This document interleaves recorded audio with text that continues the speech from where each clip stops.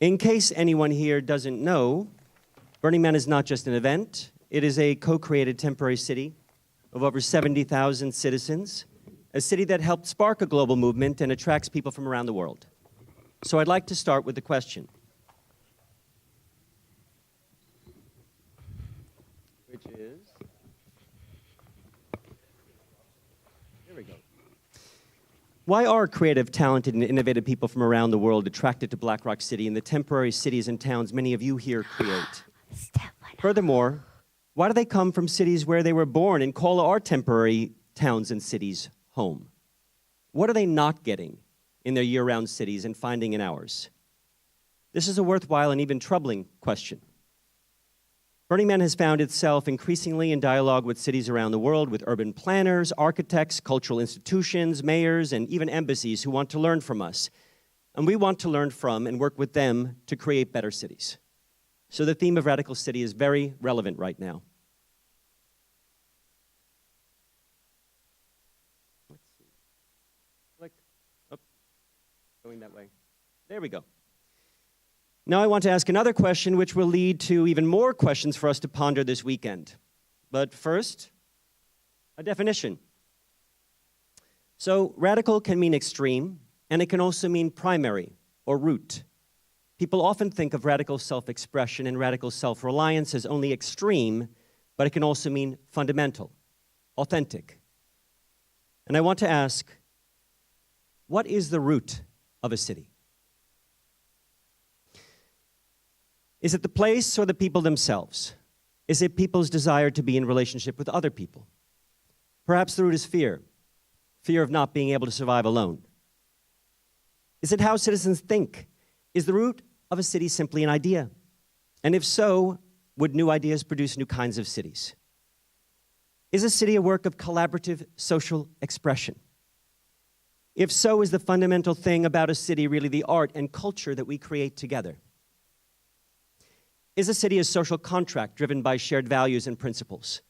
What if we had different agreements and different values, with different mediums of exchange and measures of success? There are also a lot of possible roots to consider. I think the deepest root of a city has 3 forks to it: the self, the social, and the natural world. For me, the root is the desire for people to be their most fulfilled selves in relationship with others. And that relationship has to exist within the larger natural world of which we are a part, our relationship with nature. If you even kind of agree with that, then how do we do that? How do we do that? How do we invite and encourage people to be themselves? How can we make cities more expressive, more fun and delightful, more inspiring places where ideas thrive? How do we make them easier to socialize in? How do we inspire people to work together to solve their problem as neighbors?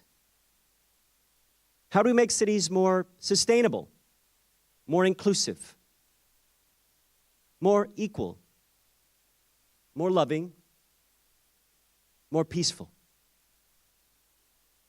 If we, through our work together this weekend, can begin to think in better ways, then we can build a better world, not just in a physical way, but as a shared state of being. Our ELS theme, Radical City, is definitely provocative. And there are burners around the world trying many different things to make cities better, including increasing expressive surface area by adding more places for art that regularly changes, adding back green space and social space with urban parklets, which started as an activist act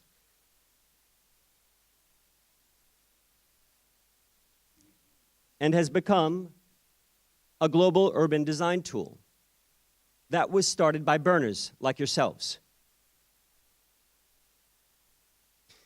I was recently talking with urban planners from Paris about permanent flexible spaces called infinite places.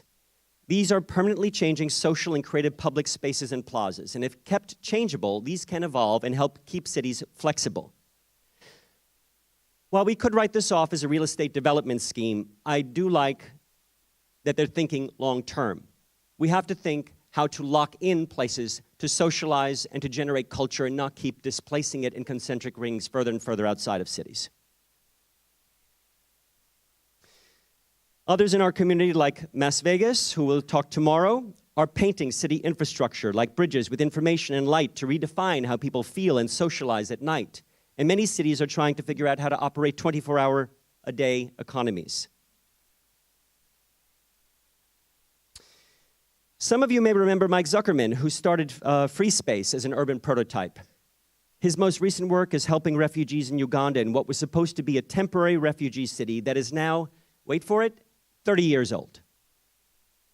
So working with a Burning Man theme camp and his team, they bought the land next to the refugee camp to create this permanent amphitheater and cultural center so residents can share their culture with one another. The belief is that this kind of cultural exchange leads to healthy relationships and to community development and resilience.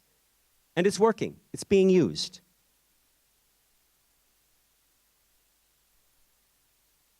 On Saturday, City Remade will speak about a Copenhagen floating temporary city. There are other burners interested in prototyping permanent floating islands, both as a solution to sea level rise and by placing them in international waters to potentially prototype new forms of self-governance. Might these become our cities of the future? So you see there's a relationship between temporary and permanent forms, and there are definitely lessons from our temporary cities that can be helpful to permanent cities.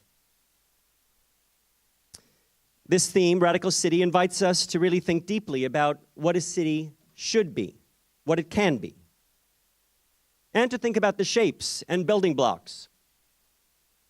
Look around the stage, the shapes and building blocks, mental and physical, that we use to create the built world. So let's think boldly this weekend. Let's listen generously to the ideas presented. And let's really crack this theme wide open. Can I hear a pow?